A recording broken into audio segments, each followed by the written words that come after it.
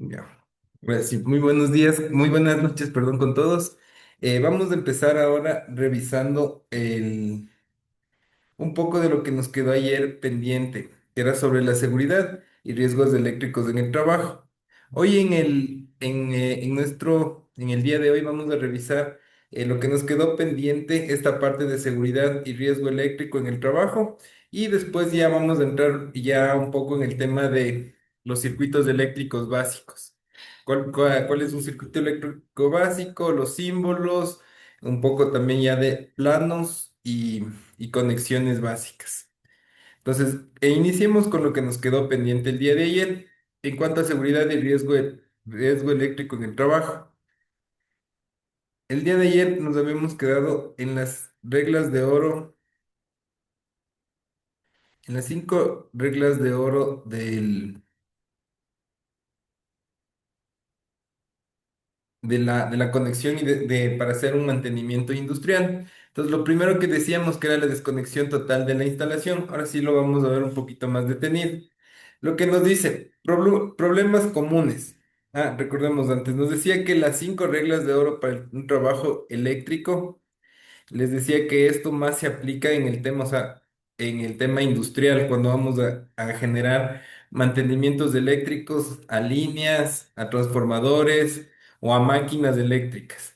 Entonces ahí es donde tenemos que tener mucho, mucho más cuidado con cómo vamos a trabajar. Entonces, vamos a ver la primera, como habíamos visto, la desconexión total. Dice los problemas más comunes: cortes parciales, una fase activa, circuitos mal identificados, energías residuales, UPS o generadores.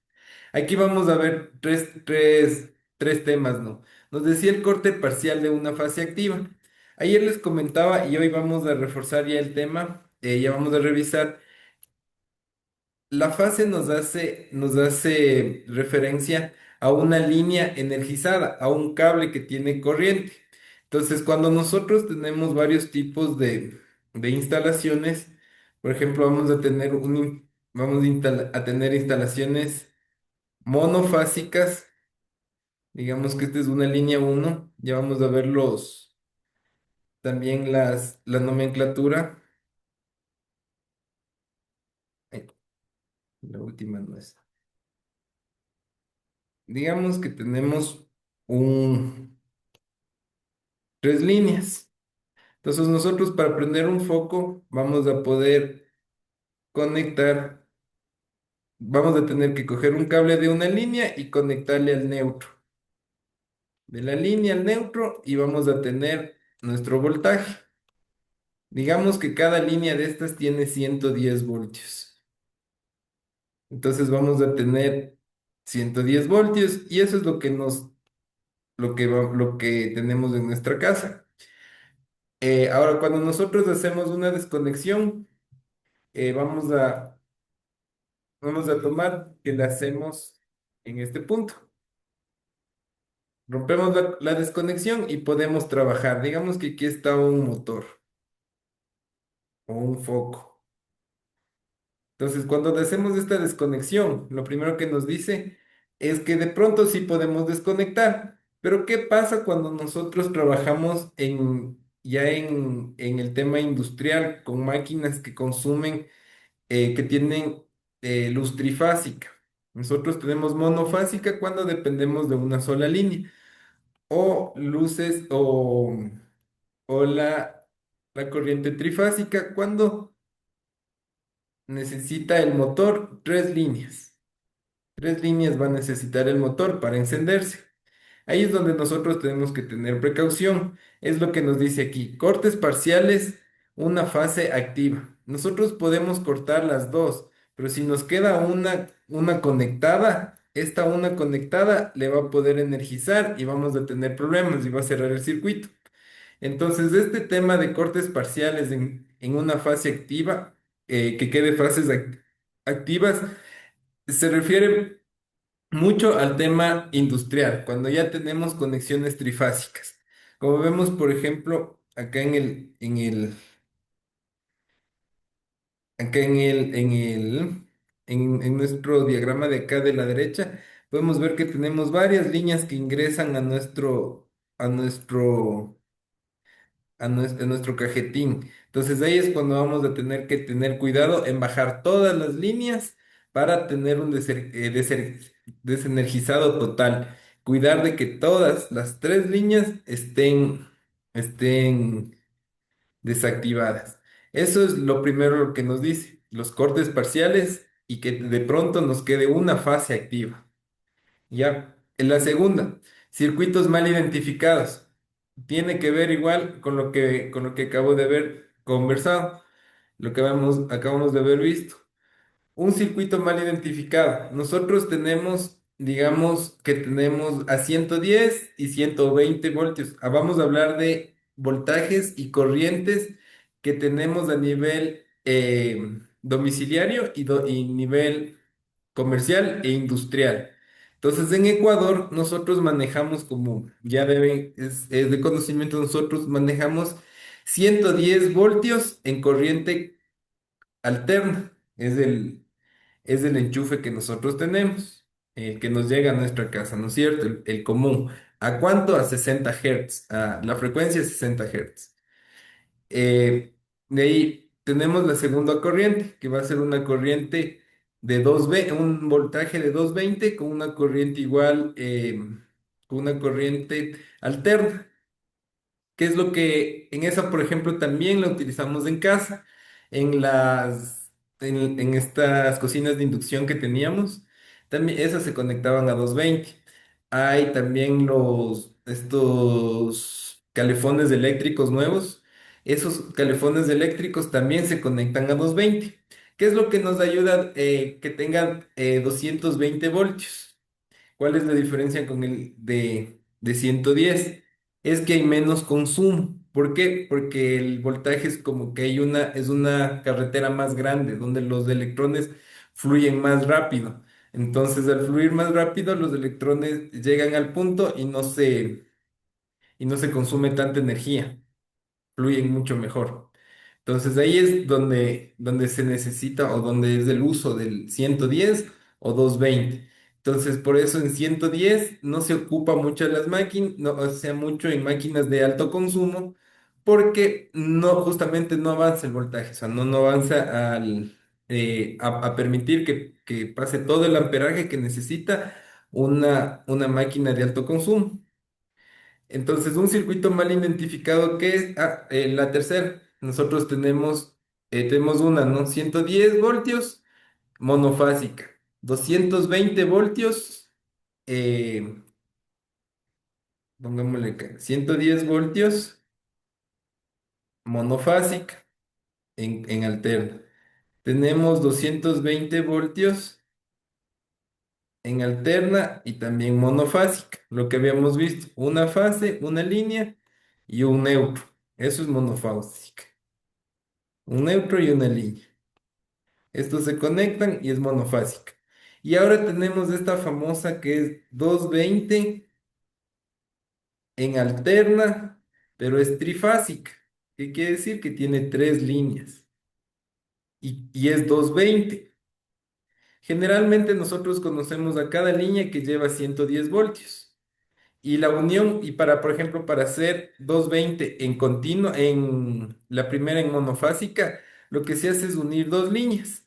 110 más 110 nos da 220 y es la normal en monofásica. Por eso se conecta un solo cable. Pero en cambio en la trifásica tenemos tres cables que van directos al motor o al consumo. ¿Ya? En ese caso, las tres líneas, si nosotros tomáramos la misma lógica de la anterior que es del monofásica, nos diera una corriente de 330, un voltaje de 330, pero este no funciona así.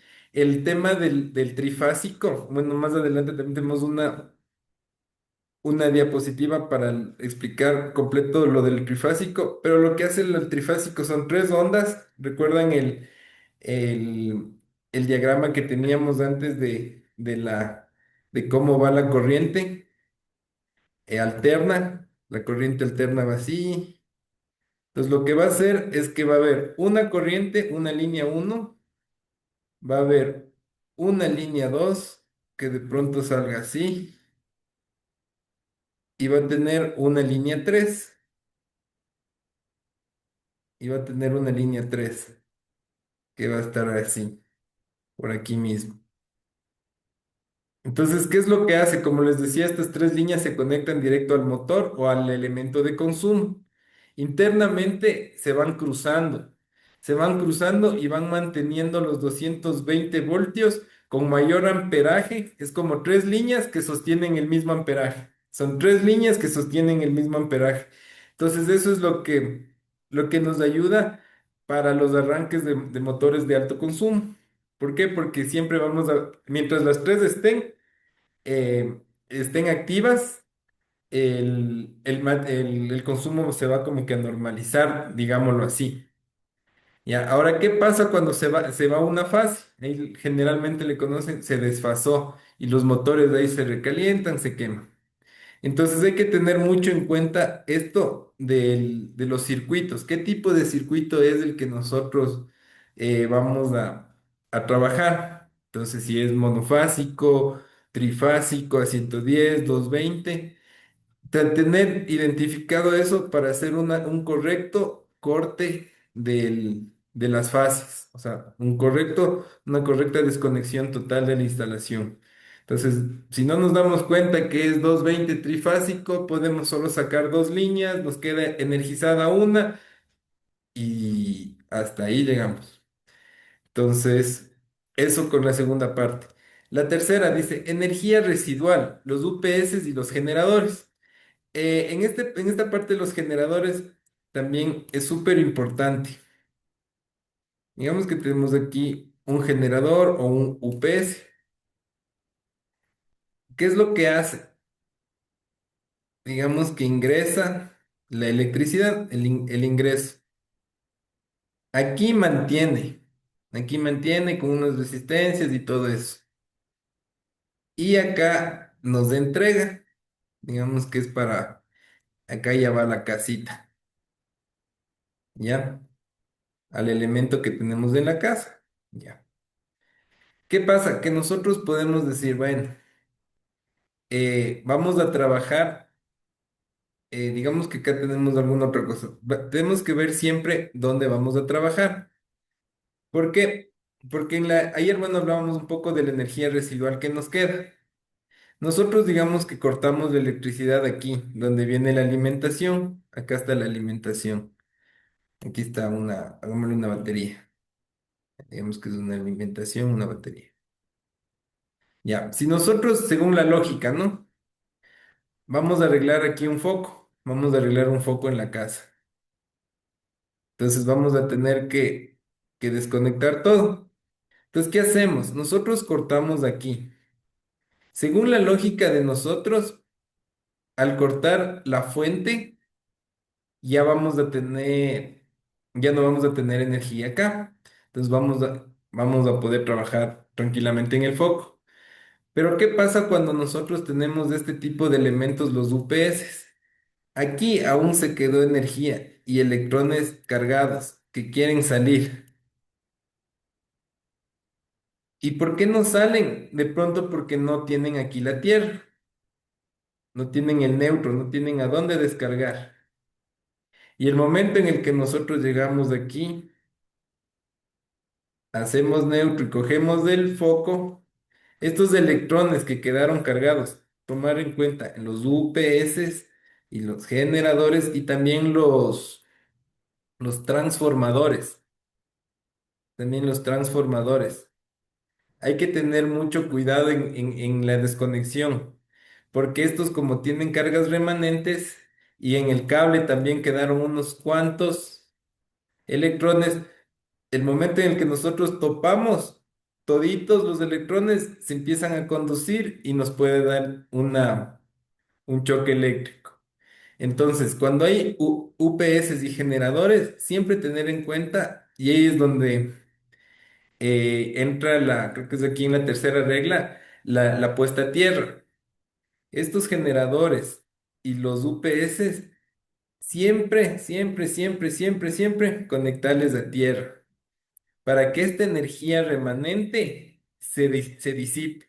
Entonces de ahí sí nosotros cortamos esto, se disipa la energía que estaba y podemos trabajar normalmente. Entonces tomar en cuenta cuando tengamos los UPS, ¿qué son los UPS? Son como, son baterías, técnicamente son como baterías, son acumuladores de energía. Estos UPS son los que estábamos utilizando nosotros hace ya van a ser 2 años que se fue el tema de los cortes de luz, que ya nos venían en Temu, ¿no? Que se cargaban y después les podíamos utilizar por varias horas hasta que se descargue. Entonces eso es un UPS. Entonces ya ven que el UPS mantiene carga dentro, entonces es importante. Entonces estos UPS, como os digo, estos manuales estos portátiles que empezamos a tener en pandemia son de un tipo, pero los UPS hay UPS grandes que mantienen todo el sistema de la red de una empresa, por ejemplo. Entonces, dentro de una empresa, digamos de 100 200 trabajadores, cada persona va a estar subiendo información. Entonces, esa información tiene que respaldarse. ¿Qué pasa si se va la luz? Entran los UPS entran los UPS a mantener estos temas para mantener activo en los sistemas y la información por cierto tiempo hasta cuando se reactiva la energía. Lo mismo hacen los generadores. Entonces, esa parte tomar en cuenta. Y ahora, ¿por qué los transformadores también les decía? Aquí hay aquí hay un riesgo muy común en el generador, en el transformador. Pongámosle aquí el transformador. Nosotros aquí tienen bobinados, dentro tienen dos bobinas, tienen bobinados. Digamos que aquí es un transformador reductor. Entonces entra aquí 220 voltios, entra 220 y sale 110.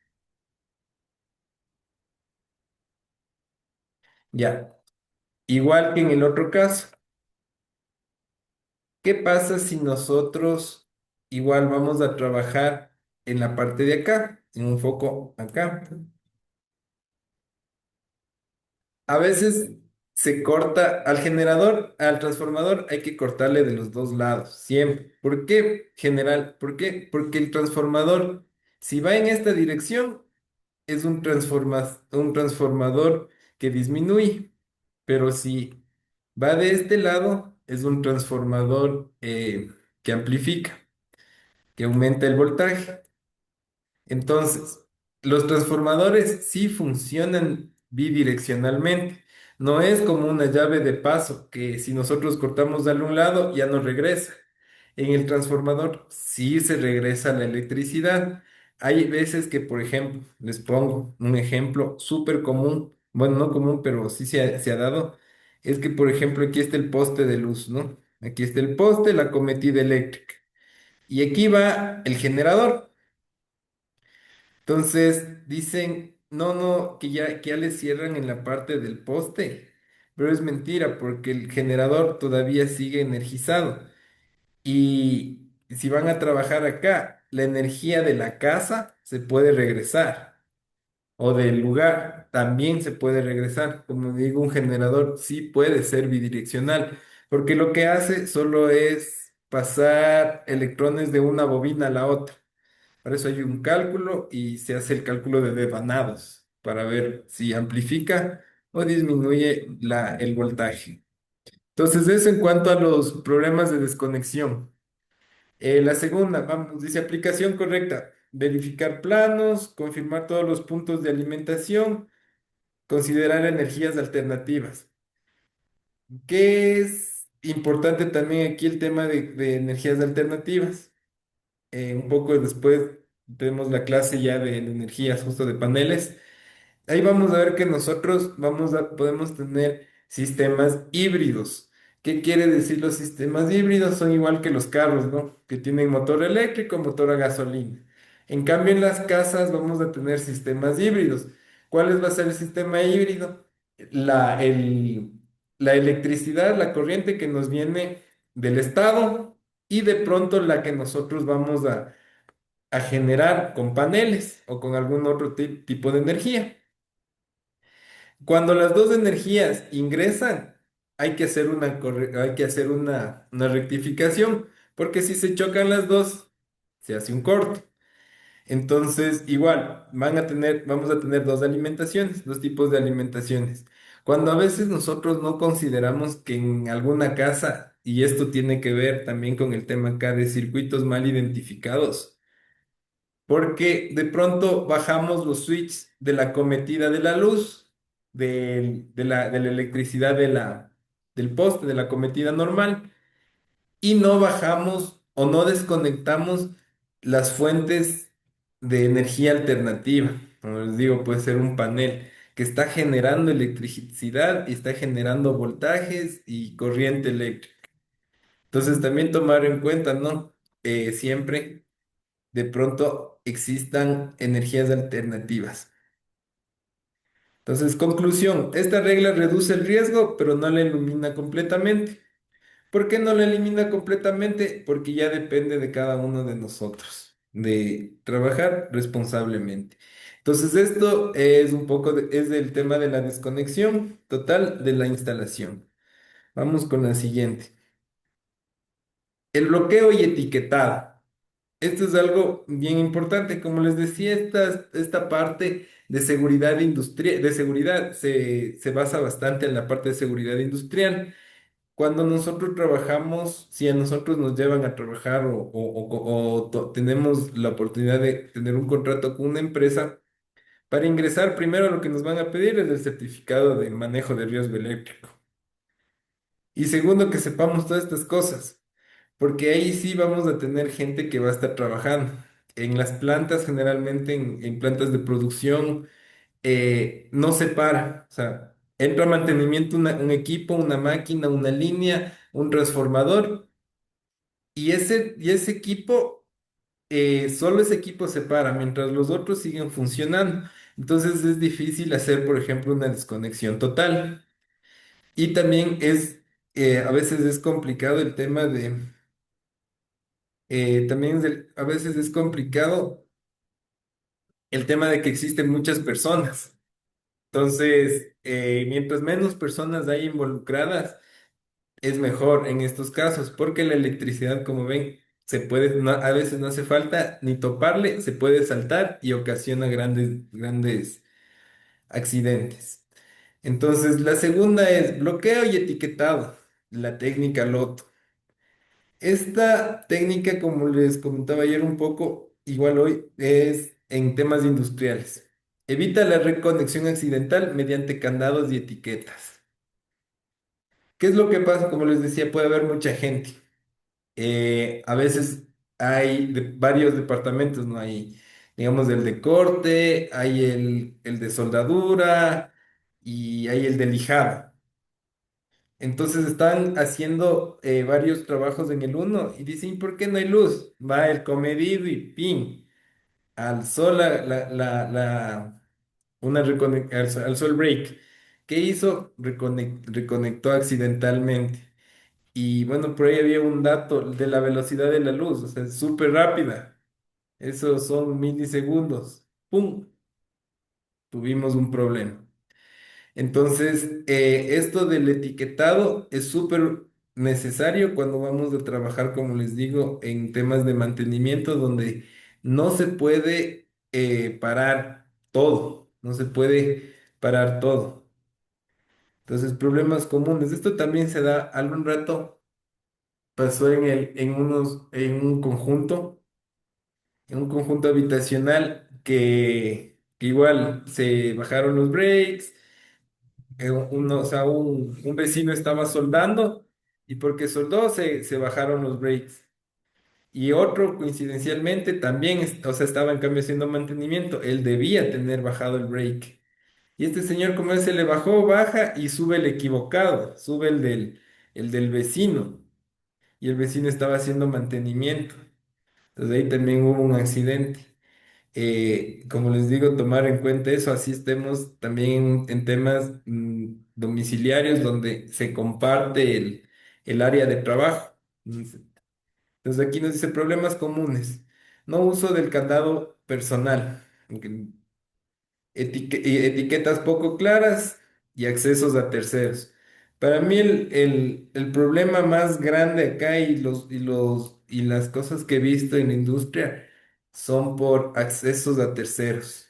Y realmente sí, ahí sí, si se molesta la gente cuando nosotros hacemos un trabajo de estos y estamos a cargo de esto, si se molesta la gente, pues preferible que se moleste a tener un mal rato con un accidente eléctrico. El accidente eléctrico pasa, no avanzamos ni a cerrar los ojos y ya pasó el accidente.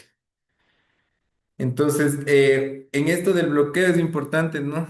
Tema de ir etiquetando y lo más importante que considero yo es el acceso a terceros. Si no estás certificado, si no eres parte del equipo de trabajo, por favor, tener cuidado.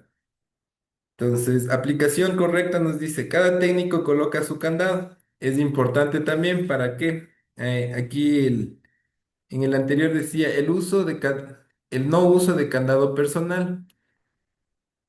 ¿Por qué es el candado personal? Porque como les decía, a veces hay varios temas de mantenimiento y no sabemos quién es la persona que está haciendo el mantenimiento en ese sector. Y de pronto el candado está a mi nombre. Juan, y yo tengo mi ayudante, Carlos, digamos. Entonces yo le mando a Carlos a que a que ya conecte mi línea, así como, ya conéctale para probar. Pero Carlos va y ve tres etiquetas, y es porque Luis está en la otra, y el otro técnico está en la otra, el otro técnico Andrés está en la otra.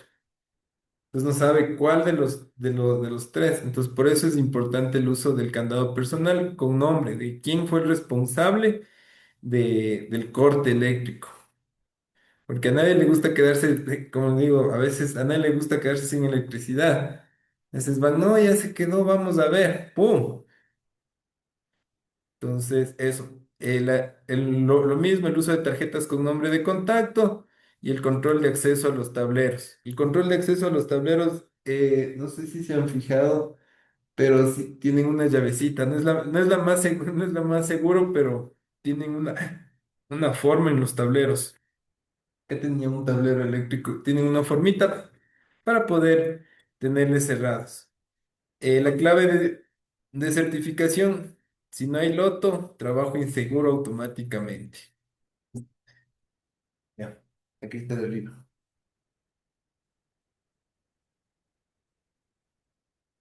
Ya, vamos con el siguiente tema. El siguiente punto tenemos la verificación de la ausencia de tensión. ¿Qué se hace en la verificación de la ausencia de tensión? Entonces, bueno, acá ya justo le termino está acá la mano. Siempre no, el tema de las llavecitas, que siempre, todas las cajitas vienen con su segurito. Esta llavecita no es de las más óptimas, pero hay que cuidar que siempre se mantenga cerrada. Siempre, siempre, para que no tengamos manipulación y riesgos eléctricos de ahí. Ya, vamos a la tercera. Verificación de la ausencia de tensión. Es la única forma, nos dice, es la forma de confirmar que no hay energía. Aquí si ya en el paso uno hicimos una desconexión total, esta paso 3 nos dice confirmar, confirmar. Antes de topar, ahora hay los elementos, como les decía, elementos pequeños como este. Y también ya hay las pinzas amperimétricas también, ¿no? Que les acercamos. Acá, cuando tengamos el taller, acá las vemos a la pinza y el uso de las pinzas también. Entonces, el confirmar con una pinza amperimétrica o con cualquier equipo que tengamos para confirmar que no hay energía. Problemas comunes, no usar equipo calibrado. Como les decía, usar cualquier equipo que tengamos para energía eléctrica, porque de pronto queremos utilizar algunas otras cosas, a veces para medir si es que hay corriente, utilizan solo un foco y del otro lado le topan con el dedo. Y si se enciende un poquito, es que sí hay. Entonces eso no está bien tampoco, porque no sabemos en cambio cuánto hay. Si es que hay bastante, hay poquito, cuánto es bastante, cuánto es poquito. Entonces usar un equipo calibrado, siempre. Básico, un multímetro. Siempre tenemos que tener un multímetro a la mano. Medir en el punto incorrecto, lo que les comentaba hace un momento. De pronto, si de aquí está la fuente, acá está el foco, nosotros medimos y medimos en la parte de acá la desconexión, no va a ser muy real porque de pronto por acá tiene otra línea de conexión, lo que habíamos hablado. Entonces, el tema de medir en el punto correcto es muy importante. Confiar en el corte previo. Aquí ya nos dice algo de alguien está ingresando, ya, en ese tema. Problemas comunes. No usar equipo calibrado, confiar en el equipo previo. Confiar en el corte previo. O sea, no confiemos tanto, confirmemos, confirmemos siempre. Aplicación correcta, probar el equipo antes y después, medir fase y fase tierra. Lo que les decía, a veces entre fase y fase, o sea, entre todos, podemos coger una línea y el neutro, dos líneas, tres líneas y el neutro. O sea, podemos medir de algunas maneras. Y usar los instrumentos certificados. Como decía, un multímetro, súper bueno y necesario si ya al menos nos vamos a dedicar a hacer las instalaciones eléctricas correctas. Regla crítica, nunca confiar, siempre medir. Lo que les decía, nunca confiar, siempre medir. Vamos. Siguiente. Puesta a tierra y en cortocircuito. Aquí es algo importante. Dice, protege contra energización accidental, descargas residuales, inducciones eléctricas. Ya vamos con la primera. Energización accidental. ¿Qué es la energización accidental? Es lo que habíamos hablado.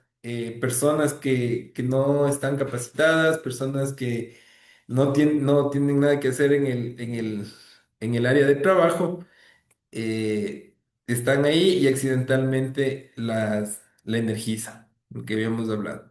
Descargas residuales, lo mismo. Ahora sí, acá ya está el diagrama. Esta partecita de aquí del conductor a tierra, muchas veces nosotros, y es súper común acá en nuestra sociedad, digámoslo así, que del 100% de casas, a lo mucho un 20% tendrá conexión a tierra. Y hay dos factores, porque los que hacen les han robado el cable, el, el electrodo. ¿Qué pasa? Que a veces nosotros decimos, no, o sea, si no hay tierra no pasa nada. Y muchas veces todos nuestros conectores, los conectores de la luz, de nosotros los normales, tienen tres entradas, como lo habíamos visto ayer, ¿en cierto? Tienen las tres entradas. Una, una más grande y una redonda. Entonces, si es un tomacorriente normal de nuestra casa. La más grande, pase. La más pequeña, neutro. Y esta chiquita de acá que nunca le paramos bola, es la tierra, es la tierra. Entonces a esta nunca le paramos bola, inclusive a veces no tenemos los enchufes antiguos que solo tenían una y dos, que solo tenían dos, y para conectar nuestra compu no entra, entonces le volamos el cable y le volamos la puntita. O la clásica que le compramos el adaptador de 3 patas a 2 patas y ya funcionó, no pasa nada. En realidad, eso es como, esto, el tema de esto es como una enfermedad profesional. No es que ese rato dice ay, ay, ay, o ese rato le duele. El tema es que se va acumulando. Entonces, todos los equipos van a estar siempre sometidos a una descarga, a una sobrecarga. Por eso de pronto hay cosas, y ahí sí, de pronto yo tuve una oportunidad de, como ayer creo que les comenté, estar en Guayaquil, en sectores donde las conexiones eléctricas le hacen como bien pueden. Entonces de ahí hay una gran incidencia de que se queman los televisores, se queman los equipos de sonido. Y dicen, chuta, pero es que al más pobre, y eso no pasa mucho con el, digamos, con el rico, que vive ahí, y que tiene ahí su departamento bien hecho y todo eso. Y no pasa, él se le quema, ¿en cuánto tiempo se le quema una televisión? En varios años. Acá le culpan a veces a la temperatura, cosas así. Pero es que los equipos están sometidos a sobrecargas. ¿Por qué? Porque le cogen el cable directo. Y lo que les decía, cogen cable directo, cable que no es, cable muy fuerte, cable poco, porque también la sobrecarga se da porque falta corriente, entonces el equipo hace fuerza para chupar, para traer electrones, para poder funcionar. Eso también produce sobrecarga, no solo el que haya mucho, el que haya poco también. Entonces, cuando hay mucho, siempre necesitamos este conductor a tierra. Este va a estar calladito ahí, va a estar eliminando, va a ser como cuando se nos llena el espacio del celular y hay las aplicaciones para limpiar el caché, eso va a estar haciendo siempre. Toda la energía que nosotros no consumamos o que deje remanente los equipos en nuestra red se van a estar siempre yendo por ahí. Entonces, es súper importante este tema. Como digo, es como una enfermedad profesional. Si no tenemos, digamos, si no usamos el EPP, no pasa nada. Lo mismo. Si no usamos el electrodo, no pasa nada ese rato, pero con el tiempo o el tema este de los rayos, no hace falta tampoco que el rayo caiga directamente ahí. Como ya vimos un poco sobre el arco eléctrico, también puede generar por magnetismo el campo eléctrico y sobrecarga. Y de pronto estamos a la gota que derramó el vaso. Un electroncito más, digamos, el electroncito que circuitó el sistema. Estamos a un electrón de que circuite el sistema. Entonces, por eso es importante el tema de conducción a tierra. Ahora, para saber cómo dimensionar la conexión a tierra, hay una fórmula que ya le hemos de ver más adelante que es para ver la dimensión, el largo, cuánto debemos de enterrar y de qué grosor debe ser la varilla, el electrodo. Pero esto va a depender directamente de la carga. Ya, ya vimos que la carga es la suma de las potencias. O sea, cuánta potencia nosotros cargamos con nuestros equipos. Digamos que no va a ser lo mismo poner para uno que consuman 10 watts en televisión, 20 en radio y 50 en plancha y 50 en, en ducha, a que tengamos motores de 200 300 watts de consumo directo. Entonces ahí sí vamos a necesitar más porque nuestra línea mismo va a estar más energizada. Entonces nuestro electrodo va a tener que tener otras características. Ya. Entonces para eso nos sirve eso. Las descargas residuales tienen que irse por el electrodo. Inducciones eléctricas. Lo que es la inducción eléctrica. La inducción eléctrica básicamente, hagamos aquí un devanado. La inducción eléctrica son dos polos. que van saltando de un lado al otro. Eso es la inducción eléctrica. Pero no existe aquí un cable que las une. No existe un cable que las une. Aquí no hay un cable. Lo que hay es inducción. ¿Cómo se hace la inducción magnética? Se le conecta electricidad, los electrones de aquí se excitan y empiezan a saltar de un lado al otro, de un lado al otro, de un lado al otro, de un lado al otro, de un lado al otro, de un lado al otro, de un lado al otro. Eso es una inducción magnética. Entonces, como ven, otra vez van a quedar remanentes. Y todo el sistema de puesta a tierra nos va a ayudar al tema de eliminar también de esta corriente remanente que nos va quedando. Ya, problemas comunes. No instalar puesta a tierra temporal. En esto ya exclusivamente viene al tema de cuando vamos a entrar a hacer mantenimiento de redes, transformadores o maquinaria eléctrica industrial. Ahí sí, como les decía, sí o sí tenemos que tratar de poner una puesta a tierra temporal porque no sabemos todos los componentes que comprenden esa red, si alguno puede estar con carga. Mala conexión, no, tal vez no conectamos bien, y uso incorrecto del equipo. De aquí tenemos la aplicación correcta, instalar primero a tierra y luego a fase. Verificar continuidad, usar equipos certificados. Lo mismo, siempre utilizar certificados. Y después de que ya nosotros conectamos, primero conectar a tierra y luego a fase. No hacer esta conexión de tierra. Primero hacer esta conexión de tierra antes de hacer la conexión acá en el tablero. Primero en la conexión a tierra y después la conexión a fase o a corriente normal. Ya, vamos. Señalización y delimitación del área. Esto es súper importante también. Lo que habíamos comentado. Evita que terceros ingresen al área y reactiven equipos que generen riesgos adicionales. Problemas comunes, falta de señalización, zonas abiertas, personal no informado. Como les decía, tenemos que hacer un trabajo. Acá también nos decía que tenemos que hacer siempre con hoja de trabajo. En la hoja de trabajo tienen que estar los nombres de las personas que van a trabajar y esas personas tienen que estar informados de qué es lo que vamos a hacer, dónde vamos a hacer, con qué tipo de electricidad y corriente vamos a trabajar para que no haya ningún problema.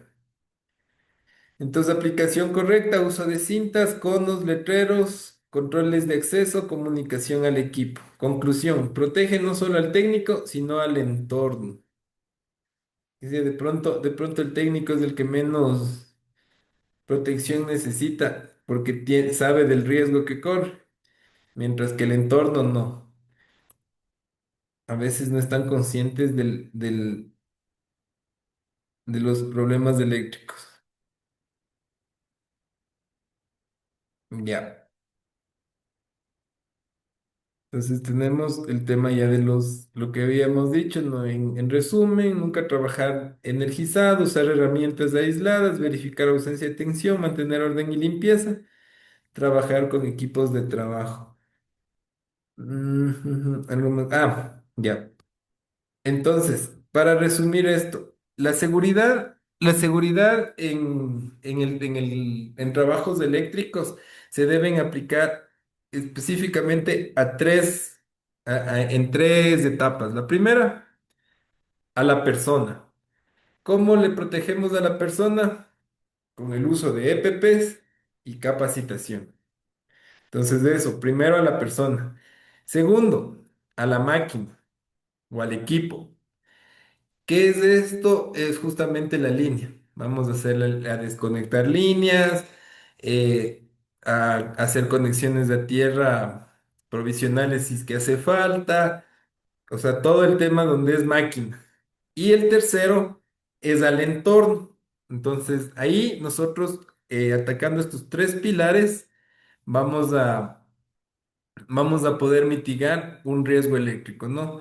A la persona, al equipo que vamos a intervenir o a la red que vamos a intervenir y al entorno. Lo que nos decía en el paso 5 acá de la regla de ahora, señalización y delimitación de área, a todo el entorno. Igual acá lo que nos decía, no protege no solo al técnico, sino todo al entorno.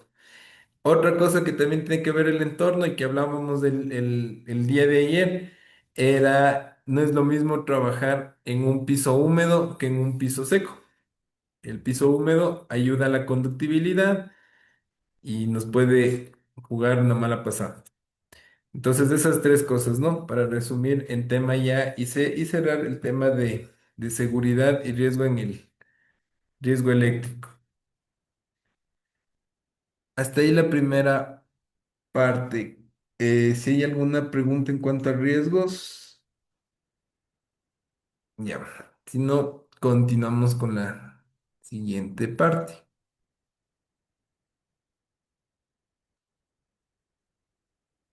A ver, vamos acá. Ya, para el siguiente. Para el siguiente módulo ya vamos a entrar ya un poco en tema ya más práctico, se podría decir, en tema de circuitos eléctricos. Ya vamos a revisar circuitos eléctricos. En la, vamos un poco recordando, la primera clase del día de ayer vimos todo lo que son magnitudes fundamentales, que es el voltaje, que es el amperaje, la corriente continua, la corriente alterna, y cómo estas dos están siempre presentes, como es una lucha y una coexistencia, ¿no? No es corriente continua para equipos, corriente alterna para llevar más lejos la electricidad. Eso es lo que vimos un poco ayer. Completando también el tema de ahí, de los fundamentos, pasamos al tema de seguridad, donde acabamos de ver revisado en seguridad cuáles son los pasos para un trabajo seguro y tratar de mitigar los riesgos eléctricos. Y ahora sí, vamos a entrar en el tema de electricidad y circuitos eléctricos.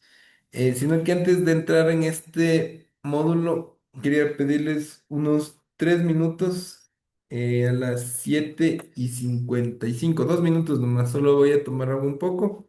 No nos desconectemos y ya continuamos con el curso.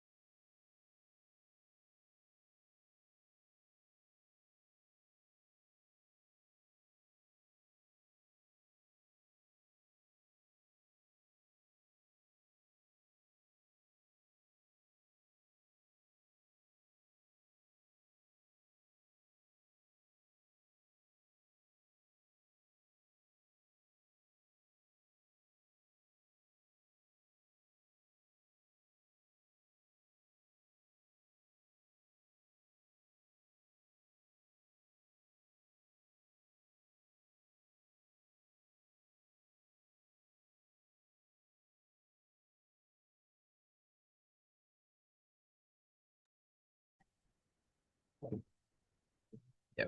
Buenas noches, ya estamos de vuelta. Eh, Ahora sí, vamos a iniciar con el módulo de electricidad y circuitos eléctricos. Vamos a iniciar desde la parte básica igual, con la introducción, conceptos básicos y componentes de una instalación eléctrica, tipos de instalaciones eléctricas, normas de seguridad, ejemplos prácticos y las preguntas también. Vamos a ver, primero, ¿qué es una instalación eléctrica? Dice que es un conjunto de elementos que permiten transportar y distribuir la energía eléctrica desde la fuente hasta los puntos de consumo.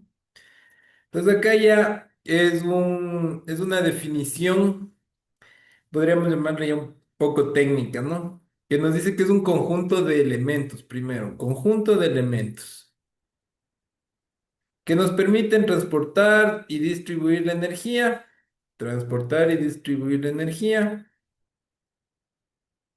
eléctrica desde la fuente hasta los puntos de consumo. Vamos a aclarar ahora sí un poco los términos, ¿no? Un conjunto de elementos. ¿Por qué es un conjunto de elementos? Porque primero, nosotros hablábamos primero de electricidad, de corriente eléctrica. ¿Qué era la corriente eléctrica? Son electrones a la velocidad que los electrones se están moviendo. Es independiente la energía eléctrica por donde se mueva. Recordamos que necesita un medio por donde moverse. ¿Cuál es el medio más común que nosotros tenemos? Los cables. Pero hay otros medios, por ejemplo, el agua, el mismo aire también, como dijimos, pero en una resistencia mucho más alta. Entonces va a haber varios elementos, van a haber, para nosotros hacer una instalación eléctrica, vamos a tener varios elementos, como digo, el elemento que transporta. Puede ser un cable de energía eléctrica desde la fuente. ¿Cuál va a ser la fuente? Las fuentes, como habíamos un poco hablado ayer, pueden ser energía eólica, el generador eléctrico, el generador de motor, el de combustión, o pueden ser las hidroeléctricas. ¿Ya? Eso pueden ser, ¿no es cierto? Hidroeléctricas, los generadores. Esas son las fuentes. Estas son las fuentes. Y el punto de consumo. ¿Qué es un punto de consumo? Un punto de consumo puede ser un foco. Un punto de consumo puede ser un foco. Ya. Este es el símbolo de foco. Ya vamos a ir entrando un poco en materia. Un foco, una fuente puede ser una pila. Se representa así. Y un cable puede ser un cable. Entonces, estos tres nos dice que es un conjunto de elementos. Para hacer una instalación eléctrica básicamente es encender algo. Es es encender un motor, encender algo que va a ser el consumo, ¿no? El punto de consumo. El objetivo es que se encienda. ¿Cómo? Mediante los elementos. Entonces, si unimos de la fuente de una batería, unimos un cable. El cable viene al foco y del foco cierra acá. Eso es un elemento y es una instalación eléctrica. Conectar directamente de una fuente a un elemento de consumo. ¿Mediante qué? Elementos que nos permitan transportar. Eso es básicamente una instalación eléctrica. Ahora, ¿dónde se complican las cosas? O no se complican, sino se van haciendo más interesantes. Es en que nosotros podemos ir agregando varios controles. Por ejemplo, aquí podemos ir agregándole un interruptor, que cuando este interruptor se aplaste, prende el foco. podemos ir poniendo más baterías, podemos ir poniendo más elementos, más focos, focos en, focos en, focos en conexiones paralelas o focos en conexión en serie o focos en serie. Ya. De ahí, si ya le ponemos más elementos, entonces el cablecito también. Entonces nuestro cable también vamos a tener que cambiar. Vamos a poner un cablecito más grueso. Entonces, de eso básicamente se trata la instalación eléctrica. Hacerle el cálculo para ver qué tipo de fuente necesitamos, qué elementos de control vamos a instalar y qué cables vamos a utilizar para alimentar elementos de consumo que van a estar conectados, como digo, de pronto en serie o de pronto en paralelo. Entonces, eso es una instalación eléctrica, un conjunto de elementos. Básicamente una fuente, el, un elemento de transporte y un elemento de consumo. Son las tres cosas que necesitamos. ¿En dónde hay? En todo lado. Ahora, en la actualidad, nosotros no podemos vivir sin electricidad, nadie creo, porque está presente en todos, letreros, computadoras, todo. Están en viviendas, industrias y comercios. Ya, conceptos básicos, justo lo que habíamos conversado. Lo que nos decía por definición, ¿no? Una instalación eléctrica es un conjunto de elementos. Estos elementos pueden contener varios componentes y estos son los componentes básicos. Lo que habíamos dibujado. Una pila con un cable. Aquí, por ejemplo, está el elemento, el que les ponía ayer acá, el interruptor y el elemento de consumo. Cerramos este y se prende.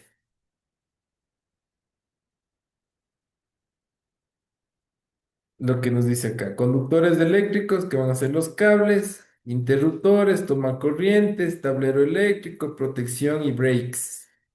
Es lo que generalmente tenemos en las casas. El tomacorriente, los interruptores, y los conocemos. Ya. Tipo de instalaciones eléctricas, como les decía, va a haber tipos residenciales, comerciales e industriales. ¿Cuál es la diferencia de todos estos? Lo que le comentábamos hace un momento.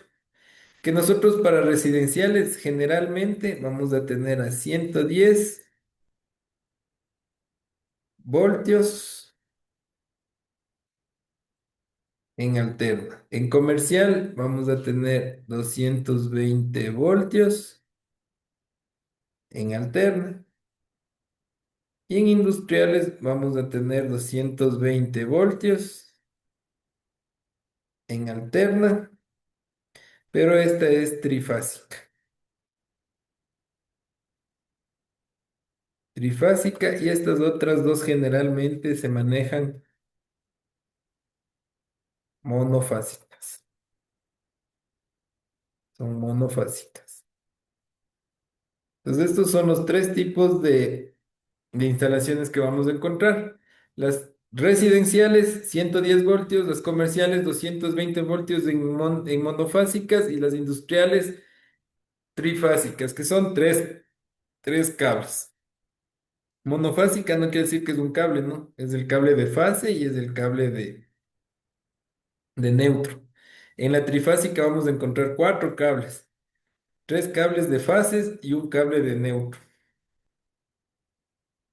Ya, entonces esos son los tipos de instalaciones eléctricas que vamos a tener.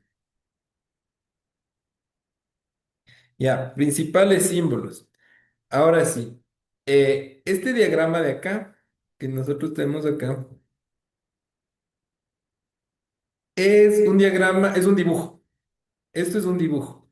¿Por qué es un dibujo? Porque nosotros para instalaciones eléctricas existe una normativa. Recuerdan, ayer la habíamos visto. la normativa de riesgo de trabajo eléctrico en Ecuador, que está en base a la NFPA 70, que es una norma internacional. Entonces, en esta norma, ¿qué es lo que nos dice? Por ejemplo, nosotros en el sistema internacional, un metro es un metro, así, la M. Entonces, en todo lado. Acá, para nosotros identificar acá también cada elemento, como les decía, un foco no es que se le pone así, como un sol. No, según la normativa, un foco es un círculo con una X adentro. Eso es un foco, según normativa. Entonces, una pila, en cambio, se refleja con una línea larga y una línea corta, donde la larga es del positivo y la corta es del negativo.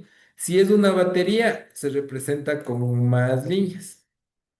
Igual tiene un positivo y un negativo. Si es un generador, es un círculo y una G adentro. Ya vamos a revisarlas más a profundidad esto. Pero a dónde quiero llegar es que los elementos acá, justo igual el interruptor, es como yo lo había dibujado hace un rato. Así, así y así. Esto en un normalmente abierto, porque hay otros que son así y se llaman normalmente cerrados. Ya vamos a revisar un poco también de los normalmente abiertos, normalmente cerrados. Entonces, los elementos básicos, los elementos eléctricos para hacer un diagrama eléctrico, para representarlos en planos y para que nosotros podamos leerlos y todo el mundo pueda leerlos, están normalizados bajo una norma, como lo habíamos visto ayer. Y en esa norma nos dice qué dibujo, qué representación gráfica hace referencia a un elemento. Entonces, a partir de ahora ya no vamos a utilizar los dibujitos, vamos a utilizar los elementos que están definidos por normativa. Los principales, como les decía, fuente, un palito grande y un palito pequeño. Eso representa la fuente, que generalmente puede ser una pila, una batería, o como digo, si ya es generador, son otro tipo, es otra forma. El interruptor. Acá nos dice este es el interruptor. ¿Cuál es el interruptor? Es el que nosotros tenemos para prender y apagar nuestro foco. Entonces, este es el diagrama de un interruptor. De un interruptor. Ahora, después vamos a tener interruptores conmutados, interruptores dobles, cosas por el estilo. Pero el básico va a ser este. Si vamos a tener conmutados, de pronto vamos a tener de estos, vamos a tener tres conectados. Entonces, eso. Una carga. Este es un elemento, este es una carga. Y amperímetro. ¿Por qué es importante este símbolo del amperímetro? Es porque recuerdan que ayer que revisábamos las magnitudes básicas, el amperaje es el que más problemas nos puede traer. Podemos tener un voltaje de 110 pero amperajes altos. Entonces, el amperaje va a ser el que nos queme también las máquinas. Como vimos, el amperaje también va a ser el que nos mata. Entonces, saber dónde colocar un amperímetro para poder medir este consumo, porque justo el amperaje mide desde el consumo que tiene que tiene un elemento, es importante tener el amperímetro. Y el voltímetro va a ser igual, así, ya. Ahora, todos estos elementos, si se dan cuenta, como les decía el voltímetro también aquí, todos estos elementos tienen una salidita. Estos salidas quieren decir que es el cable y este circulito son los pines de conexión. Eso es lo que significa. Entonces, por ejemplo, aquí, para conectar, yo puedo conectar así, y esto ya es ya es una conexión eléctrica. Y este le podemos cambiar por un foco. Entonces, si ven, como dibujé anteriormente, tenemos una fuente, digamos que tiene 12 voltios, pasa la corriente, aquí la cerramos, sigue pasando la corriente y se prende el foco y cierra la corriente. Entonces, estos son los principales símbolos que tenemos para un diagrama. Tenemos. Bueno, conclusiones. Es, bueno, aquí fundamental recordar que trabajar con electricidad requiere responsabilidad, conocimiento y prevención, ya que un error puede tener consecuencias graves. Por ello, cada concepto aprendido hoy es la base para desarrollar habilidades técnicas seguras y eficientes. Ya, ahora vamos a entrar ya al tipo de conexiones, tipo de cables y tipo de conexiones eléctricas. Entonces, recordándonos, habíamos visto los símbolos y ahora vamos a ver primerito tipo de cables, después vamos a ver tipo de elementos y después ya el tipo de generadores o tipo de fuentes eléctricas. Entonces, primero, tipo de cables y conexiones eléctricas. ¿Por qué es importante el tema este de saber escoger un cable? Acá tenemos el objetivo general, comprender los tipos de cables eléctricos, su correcta selección, según la norma AWG. Aquí está algo súper importante. Otra vez. La norma AWG.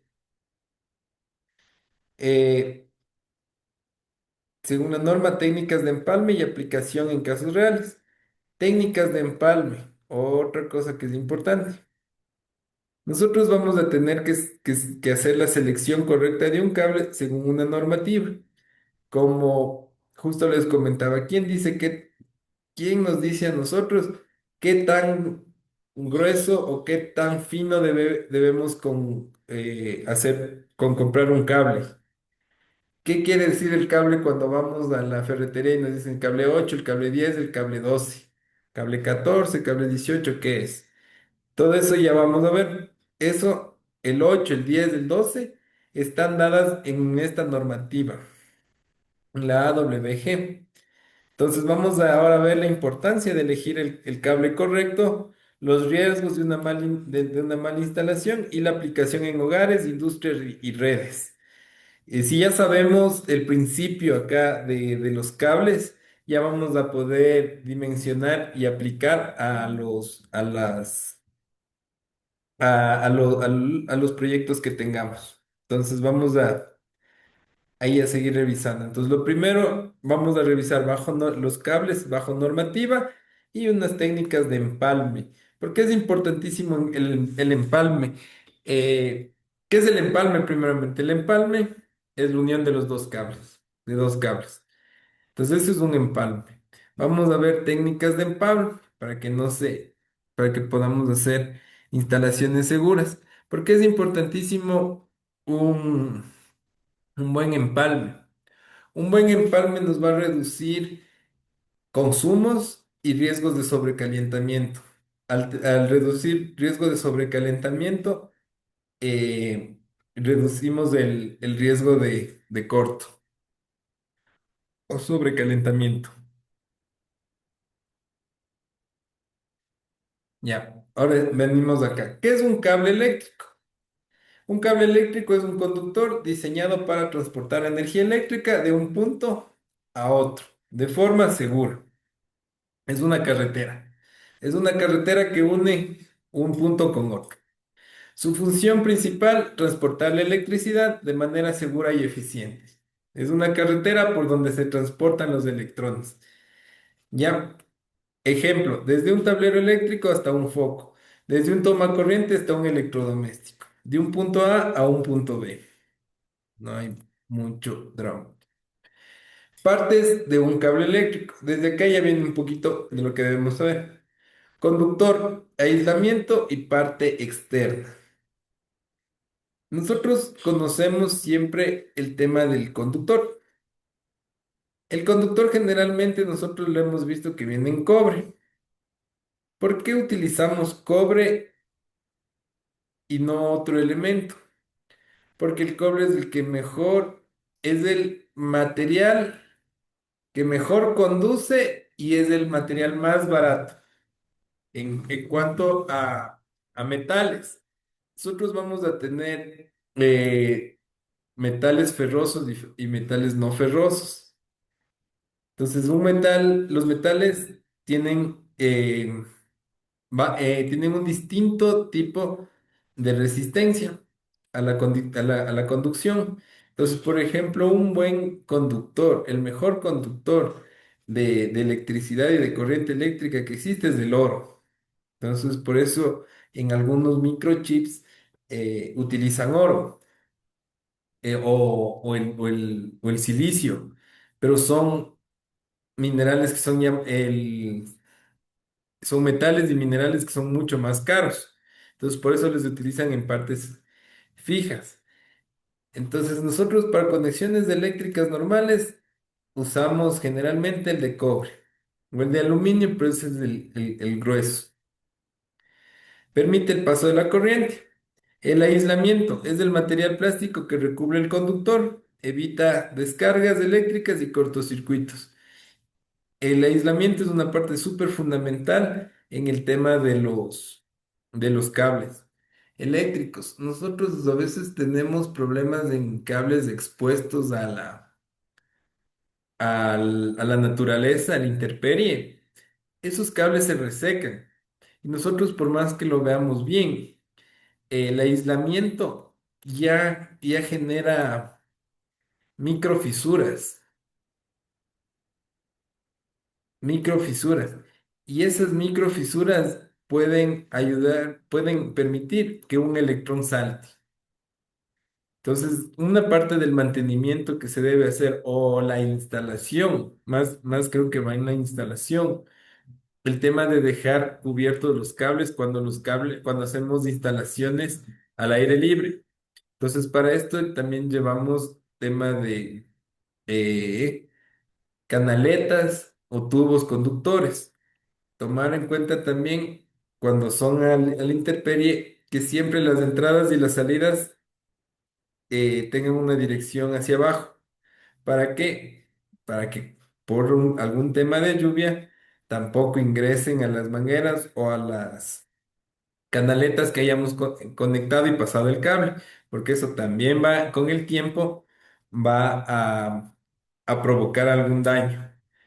Realmente, como les decía, el tema acá de la prevención en riesgo eléctrico para cortos circuitos o sobrecalentamientos es mucho la prevención, como les comenté hace un momento, como una enfermedad profesional. No es que este rato nos duele, sino es que después se ven las consecuencias.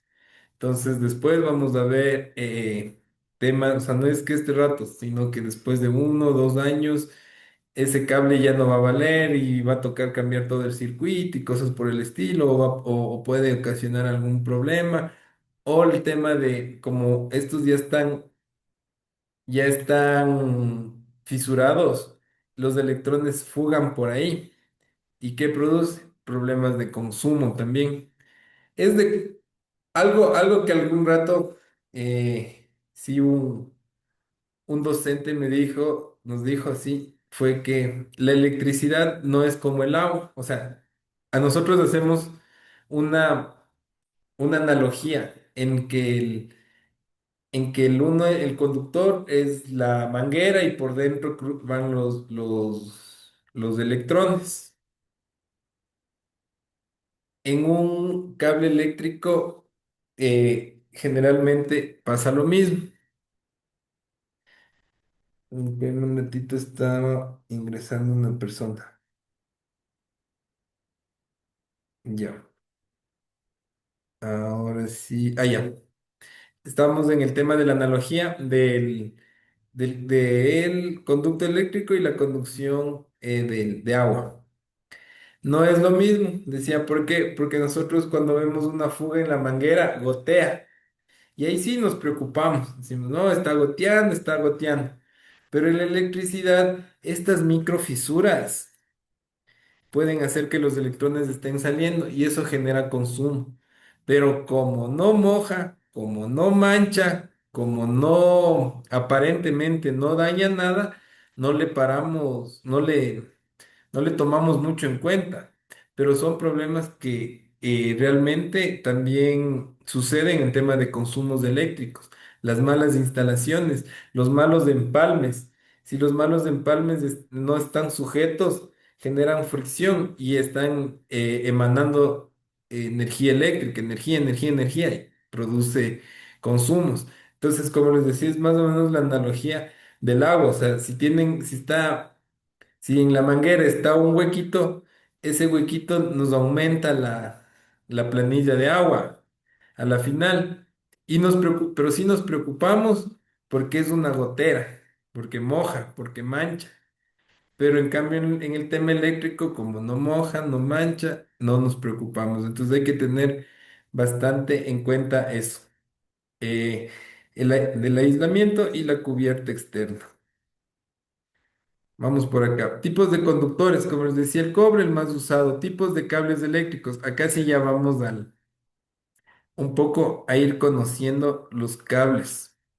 Porque acá ya entra un poco también los cables que vamos después a utilizar para la siguiente parte, que es el tema de sí, domótica, el tema de cámaras de seguridad, esos ocupan otro tipo de cables. Generalmente cables que, bueno, ya vamos acá. El primer uso de cable es el thermoplastic high head. Es el común y corriente. Se le conoce con este nombre. Es el cable que es recubierto con termoplástico. Tenemos el otro cable, el NYE, este, que es subterráneo. ¿Por qué es subterráneo? Porque tiene un blindaje para el agua, sí, para evitar que se moje. Tenemos el cable flexible, el cable coaxial y el cable UTP, que es de datos. Entonces nosotros, estos de acá arriba, generalmente son los que utilizamos para conexiones eléctricas. Aquí me falta el cable, el rígido.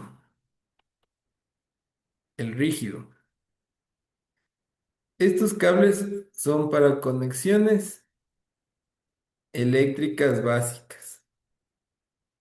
Focos, lo que les comentaba. Ahora, los dos cables que tenemos acá abajo, el coaxial y el UTP de datos, como nos dice UTP de datos, estos tienen la capacidad de ya no solo transportar energía eléctrica, sino lo que nos dice aquí, datos. Entonces, esos son los que ya vamos a usar en el tema, por ejemplo, de cámaras, que por la una regresa y por la una emite y por la otra recepta la información. Entonces, esos cables ya tienen varios hilos, ¿no? Varios filamentos. Entonces, esos son los cables principales que tenemos. Como decía, dos tipos de cables, los que son normalmente de uso residencial, que les usamos acá. Como decía, este puede ser el cable, el flexible, y este un cable rígido. Y los cables UTP y coaxial, denme un momentito aquí para ponerle UTP. Este es un cable UTP. Ahí, también les borro esto. Estos son los famosos cables UTP, que tienen varios tipos varios, varias, varios filamentos. Estos filamentos también se les conecta en varios tipos. Hay que ahí parchos, ¿no? Por colores se les va uniendo. Ya podemos luego ver eso. Ese es un cable UTP. ¿Qué otro cable teníamos? El coaxial. El coaxial generalmente lo usábamos. en el, en el, en el TV cable, ¿se acuerdan? Cuando teníamos TV cable, el coaxial. Y este coaxial fue una de las primeras revoluciones de los cables. Mejoraban mucho la transmisión de datos, muchísimo, la transmisión de las señales. Y ahora hay otro tipo de cable que es la fibra óptica.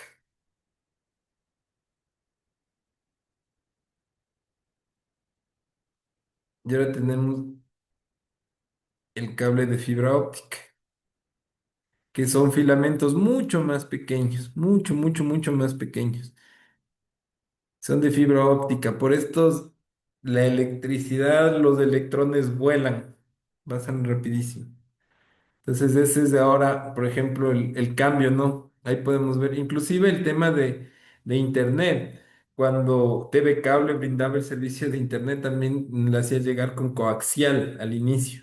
Entonces, tenemos coaxial, después viene este UTP de datos que fue mejor porque canaliza cada una de las líneas y ahora tenemos el tema como les decía, la fibra óptica.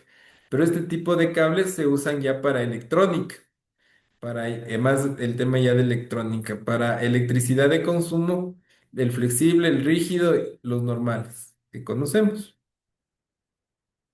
Vamos, clasificación por uso. Residencial, industrial, exterior y subterráneo, lo que habíamos conversado un poco. Las residenciales, no sé si se han fijado, pero nosotros tenemos en las líneas, los cables son pelados y los cables no son de cobre. Por ejemplo, acá el tema del aluminio, que por eso son blancos, o sea, son, sí, digámoslo, blancos, no son color del cobre. Y también vienen pelados. ¿Por qué sucede eso? El aluminio, al ser un material no ferroso, genera menos posibilidad de electromagnetismo. No estoy diciendo que no genere electromagnetismo, pero menos posibilidad, porque es un metal no ferroso. Y los metales no ferrosos tienen esa capacidad. Entonces, de ahí es donde se usan en las líneas ese tipo de cables, para que puedan conducir mejor y más barato, porque con hacer un cable de cobre y más del recubrimiento es más costoso que lanzar la una sola línea con alambre de aluminio. Entonces tenemos, como les decía, para exteriores también tenemos varios tipos de recubrimientos y tipos de instalaciones. Acá podemos ver las instalaciones subterráneas.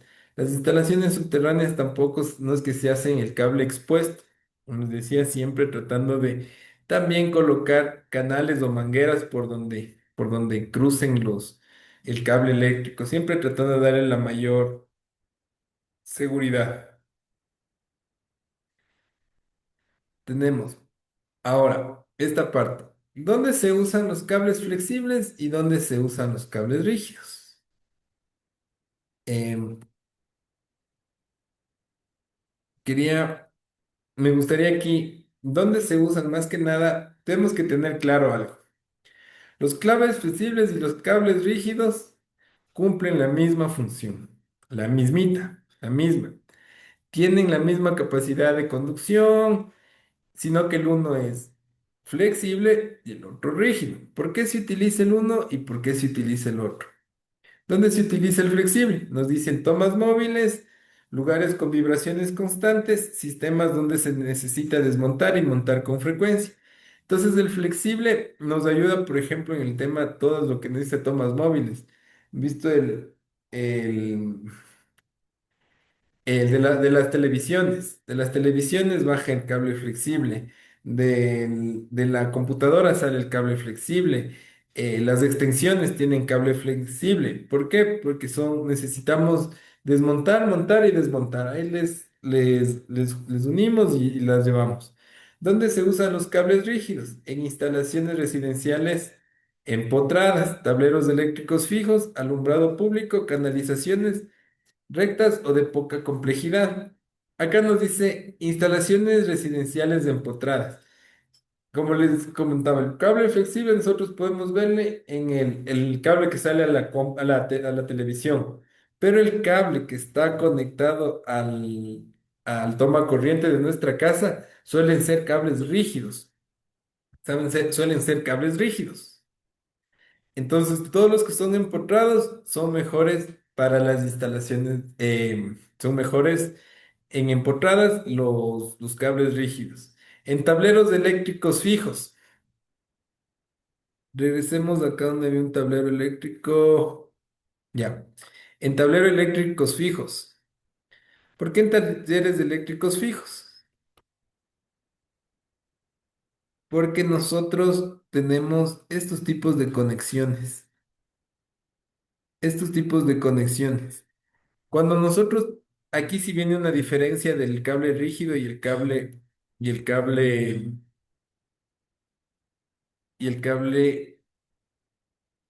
flexible. El cable flexible tiene varios filamentos. El cable rígido tiene uno solo. ¿Qué pasa? Nosotros cuando hacemos este tipo de instalaciones, puede ser que un filamentito travieso se nos vaya así. Y el filamento travieso que, que se fue puede generar un corto con el de al lado. Entonces, ahí es, y aparte, cuando nosotros ajustamos aquí estos tornillos, esto se aplasta, esto se comprime. Entonces, cuando son flexibles, como su palabra mismo dice, flexibles, al ajustarles, se van a ir aplastando y no van a ajustarse bien. Hay que ajustarles, o sea, hay que verificar que se ajusten bien. Pero cuando con el cable rígido entra y lo ajustamos y se ajusta muy, muy bien. Entonces, por eso es que que se utiliza en este tema de tableros e instalaciones rígidas, instalaciones empotradas, donde no van a estarse moviendo mucho las cosas. En cambio, los otros cables, sí. Entonces, cuando nosotros hemos notado, a final de cuentas, un cable flexible, cualquier rato, tanto moverle, se corta en el centro, o sea, se corta internamente los filamentos y deja de funcionar o baja su capacidad de transmisión de electrones. Entonces, por eso es que se utiliza, por seguridad, el tema de, de, de cable rígido en temas de empotrados. ¿Para qué? Para que la conductibilidad esté más asegurada, ¿no? Eso, por cuanto a cables rígidos y a cables sólidos. Entonces es la única diferencia que tenemos para el uso. Y como les decía, el uso, vamos aquí está también alumbrado público, canalizaciones rectas o de poca complejidad. Ahí el cable rígido, generalmente como digo, empotrado y cuando vamos a conectar a los tableros. Ahí funciona muy bien el rígido. Los cables flexibles de ahí, cualquiera de estos filamentos nos puede hacer pasar un mal momento porque de pronto se cortan y ya no va a tener la misma capacidad, o de pronto como digo, se deshilachan. Ya, vamos, continuemos. Ya, vamos a ver la normativa AWG.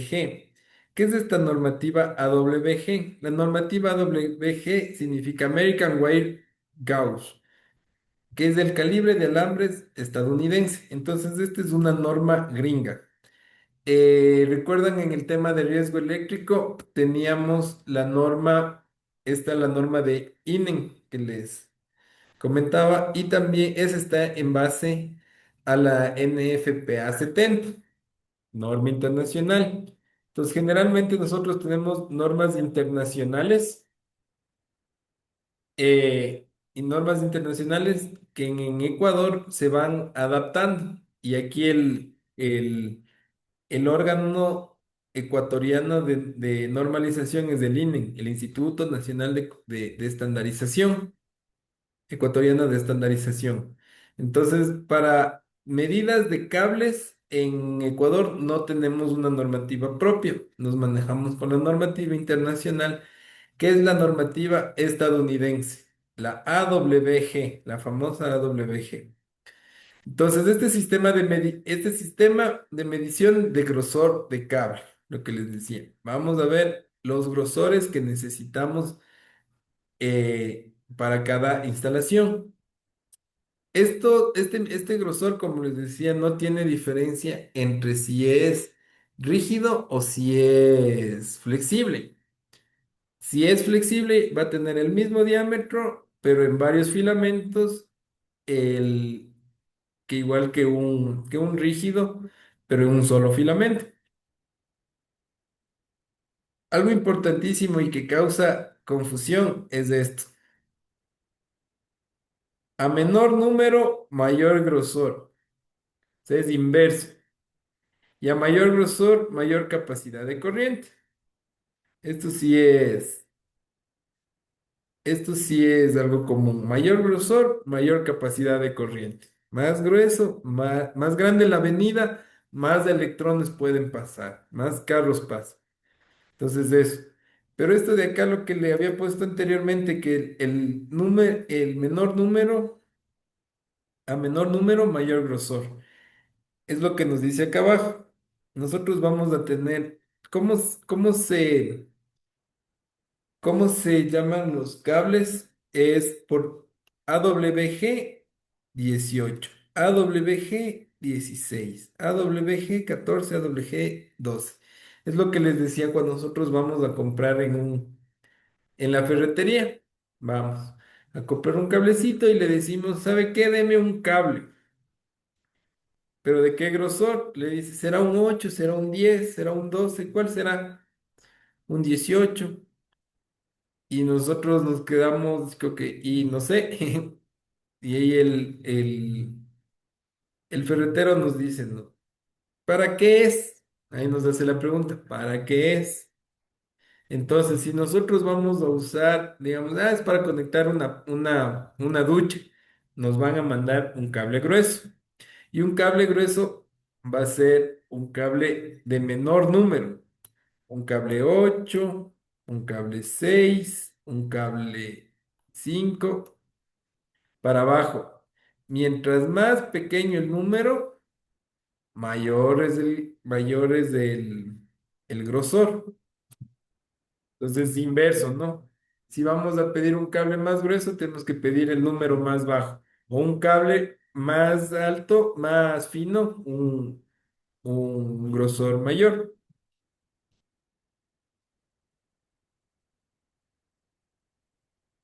Vamos a... Ya, importancia del AWG. El AWG nos ayuda a evitar sobrecalentamientos, nos previene incendios y mejora la eficiencia. Evita sobrecalentamientos. ¿Por qué? Porque podemos dimensionar la carga que vamos a usar. Es como les decía, haciendo la analogía igual de una avenida, nos va a ayudar a que no se haga tráfico, a que no se haga tráfico en la red. Previene incendios. El incendio es una consecuencia del sobrecalentamiento y mejora la eficiencia. ¿Qué quiere decir que mejora la eficiencia? Esto es algo súper importante. Les vuelvo a decir, les vuelvo a comentar lo que les dije hace un momento. La eficiencia va por ejemplo, la eficiencia en una casa va a estar reflejada en la planilla de luz. O sea, el mes anterior pagamos, digamos que la media es pagar $15, pero el mes anterior pagamos 18, los últimos 3 meses empezamos a pagar entre 18 y 20, muy alto. Entonces no estamos siendo eficaces al manejar nuestros recursos. Pero si después bajamos nuestro consumo a 18, de 15 a 12, a 10, estamos mejorando. ¿Cómo? De pronto con nuestros apagando las luces, siguiendo las indicaciones que nos dicen, no planchar en la noche, no demorarnos mucho en la ducha eléctrica, cosas así. Entonces, esa es una parte de la eficiencia, ver cuánto nos va a costar a la final. ¿Por qué un buen cable, elegir un buen tamaño de cable nos mejora la eficiencia? Como dije, en este caso va a estar visto en el consumo, porque exactamente no va a generar este tipo de tráfico en la línea, o sea, no va a producir o sobrecalentamiento o que el cable esté muy grande y que vayan electrones vagos por ahí, que todo eso genera consumo.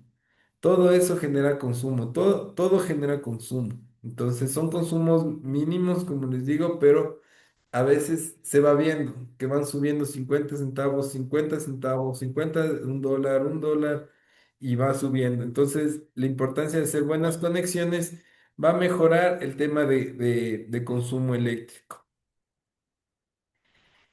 De pronto acá no lo vemos muy bien. Mira, les comento aquí algo de la eficiencia energética. Actualmente hay una normativa que es la 50001, que no sé si han escuchado las normas ISO.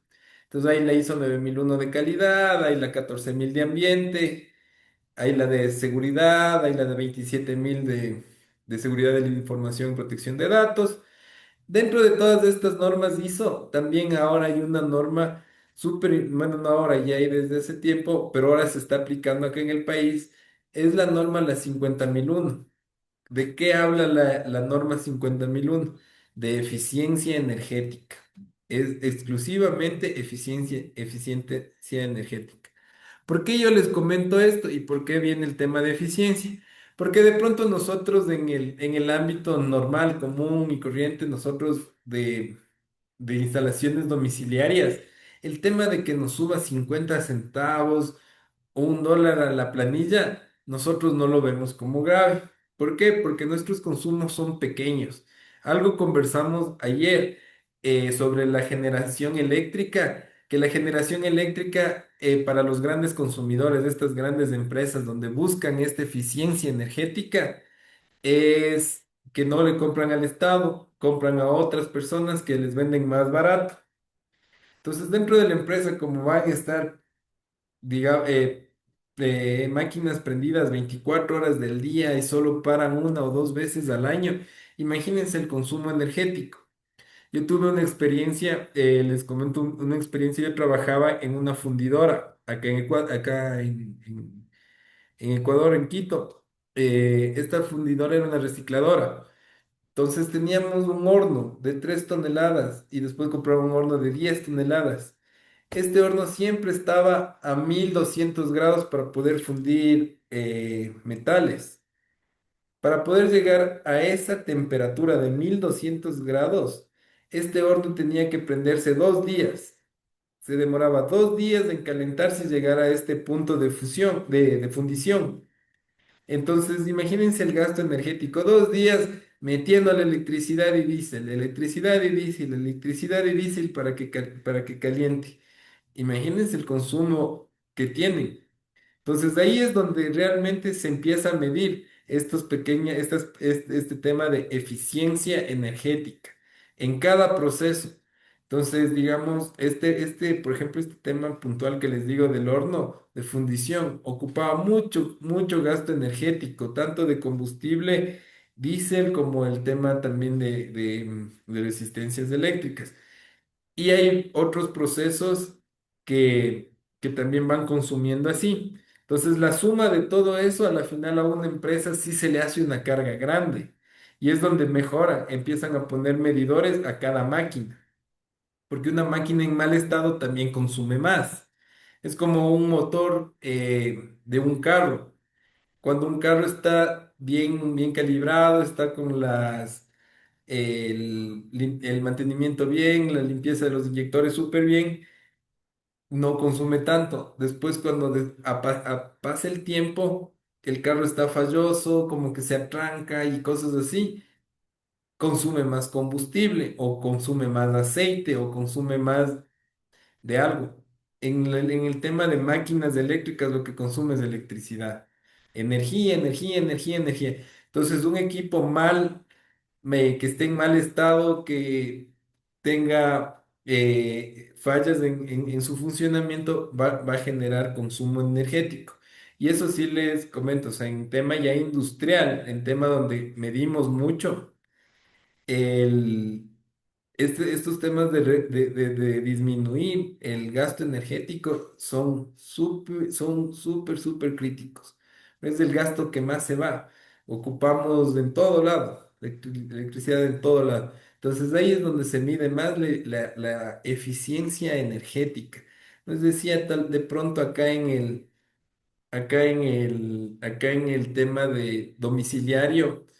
No lo vemos mucho porque tenemos el subsidio, tenemos como digo, son bajos consumos los que nosotros tenemos. Realmente el Estado nos regala la electricidad. O sea, no lo notamos, pero en grandes consumidores, como les digo, ya en temas de empresas, para ver qué proceso consume más el tema de eficiencia. Entonces, por ahí va el tema de eficiencia. Ahora, continuemos con el tema de la importancia de los AWG, casos prácticos. Entonces, el cable, aquí podemos ver varios tipos de cable, ¿no? El cable 12, 14 y 10. Estos son los casos de los cables que más se utilizan en instalaciones eléctricas domiciliarias. Vamos a ponerles casos puntuales. AWG14 iluminación. Perdón. ¿Qué es iluminación? Todo lo que son focos, ¿no? Todo lo que son focos y bajo consumo, iluminación. Lo que va del interruptor al foco puede ir con cable 14.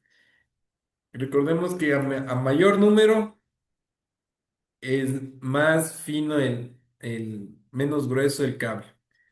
Tenemos el cable 12, que es el cable para toma corrientes. Esto sí es como, digamos, como norma en Ecuador. El 12 es para toma corrientes, un cable ya un poco más grueso que nos va a soportar más carga. ¿Por qué en los tomacorrientes? En la iluminación. En la iluminación tenemos focos puntuales, pero en tomacorrientes nosotros podemos tener varios tipos de elementos de consumo. Podemos conectarle una televisión que nos consume unos 15 a 45 watts y también o podemos conectarle un calefactor que nos consume más de 200 watts. Eh, Igual, entonces, lo que necesitamos en los tomacorrientes va a ser una corriente que nos abastezca para lo que vayamos a conectar. Y el tercero es el AWG10. ¿Para qué utilizamos el 10? Para duchas. Así ya directamente aquí nos dice equipos de alto consumo. Equipos de alto consumo que nosotros tenemos en el hogar es la ducha, un poco el microondas y de ahí ya, bueno, y electrodomésticos antiguos, porque electrodomésticos actuales tienen nueva tecnología, son de tecnología inverter, que no hacen ruido, no hacen picos de corriente al encender, porque los picos de corriente al encender son los que queman a veces. Entonces, la nueva tecnología, por ejemplo, en refrigeradoras, no consumen casi nada. O sea, igual es súper bueno, muy eficiente, ya mejoraron la eficiencia energética en ese tema, con mejorando la tecnología. Entonces, en resumen, tenemos tres tipos de cables que usamos en instalaciones domiciliarias. Eso sí que quede claro que son en instalaciones domiciliarias. Porque si ya vamos a temas, como les decía, industriales, vamos a tener que usar cables más gruesos, 8, 6 según el tema del consumo. Entonces, iluminación, cables número 14. Temas de toma corrientes, cables número 12. Y para temas de alto consumo, como les decía, la ducha o lugares, por ejemplo, una secadora también. Las secadoras todavía consumen, pero al arranque. Secadoras eléctricas, por ejemplo, esas consumen bastante aún. Entonces, elementos de alto consumo, cable 10. ¿Dónde también cable 10? por ejemplo, si tenemos 220, ya si vamos a utilizar 220 voltios en monofásica, por ejemplo, las de inducción, las cocinas de inducción, también ya cables 10, todo lo que es alto consumo, ¿no? Entonces, eso en resumen. Vamos a continuar con el siguiente. Nuevamente, ¿cuál elegir según el proyecto? Nosotros vamos a estar aquí en la capacidad de poder definir, ¿no? Según la situación, instalación física fija en paredes, cable rígido, lo que habíamos visto, todo lo que es empotrado. Espacios con curva o accesos difíciles, flexible. El rígido no va a avanzar a girar. O accesos difíciles. Equipos que se mueven o vibran, flexibles. Instalaciones con pocas modificaciones, rígidos, lo que hablábamos, tableros, acometidas, eh, tomacorrientes fijos, todo es rígido. Instalaciones provisionales o portátiles, flexible, súper claro. Ya, esa es la primera parte en cuanto a los cables. De aquí vamos a la siguiente parte, que son los empalmes eléctricos. ¿Qué son los empalmes eléctricos? Los empalmes eléctricos es la unión de dos o más cables, súper importante, dos o más cables de una instalación eléctrica. Se trata de una solución para reparar un cable que está en mal estado, prolongar su longitud o derivar cables, ¿ya? Para cambiar secciones dañadas, para prolongar cables, longitud o derivar cables. ¿Qué es derivar cables? Cuando vamos a hacer conexiones paralelas, ¿no? Ahí vamos a derivar cables. Ya, tipos de empalmes. Acá tenemos varios tipos de empalmes, pero los más comunes son estos tres de acá que están, los cuatro que están a la derecha, que es el cola de rata, el Western Union, la derivación y la prolongación. Entonces, en el cola de rata es un empalme normal, el que nosotros cogemos, acá lo vemos. El que tomamos dos cables y los unimos, es el normal, el que siempre les cogemos los dos cables y les envolvemos. Este Western Union es súper, súper, súper bueno. Este es el que nos va a evitar cuando unimos dos cables y que estén sujetos a tensión. Este es el Western largo, Western corto. Entonces, ¿qué es lo que nos va a ayudar? Que los dos cables soporten la tensión. Generalmente nosotros a veces hacemos empalmes y al jalarles los dos, a generarles tensión, se nos abren. Entonces este Wester tiene una forma en la que se enganchan los dos y se envuelven. Este es súper bueno, como decía, para alargar cables. ¿Por qué? Porque al alargar cables nosotros vamos a tener tensión. El otro es el de las derivaciones. La derivación simple, la derivación doble. Este es súper útil porque, ¿qué es lo que vamos a hacer nosotros en una red? Digamos que esta es la línea. La línea sale una sola y de esta vamos a coger una para la radio, vamos a coger una para la televisión, vamos a coger una para, no sé, para la lavadora. Entonces, aquí es donde se van a generar las derivaciones. Entonces es importante saber cómo hacer una derivación. Ya vamos a revisarlo mañana porque veo que me estoy quedando corto del tiempo el día de hoy. A eso tenemos derivaciones, las prolongaciones que vienen unidas justo con el Western Union, que les decía, que nos sirven para hacer prolongaciones. Viene el cable A y viene el cable B. Entonces hasta ahí vamos a quedarnos del día de hoy para mañana revisar empalmes, ya conexiones, planos eléctricos y de ahí ya el tema de domótica también. Ya, entonces hasta aquí la clase del día de hoy. nos quedamos hasta empalmes. Mañana revisamos ya más temas de empalmes y, como les decía, todo el tema ya de circuitos.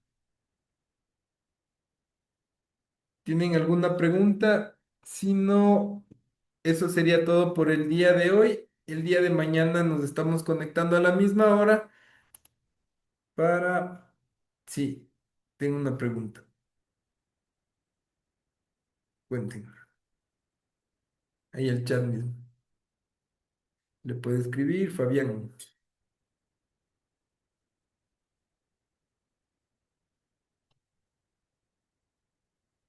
Ah, ya, sobre la información al correo. Hoy en la noche ya les paso todo. Ya les paso las diapositivas de ayer, las de hoy y las clases grabadas también, porque tenemos las clases grabadas. Ya les sigo pasando. Eso nada más. Entonces, ya les paso hoy en la noche eso. Si no hay más, nos vemos el día de mañana. Que tengan una excelente noche. Hasta el día de mañana.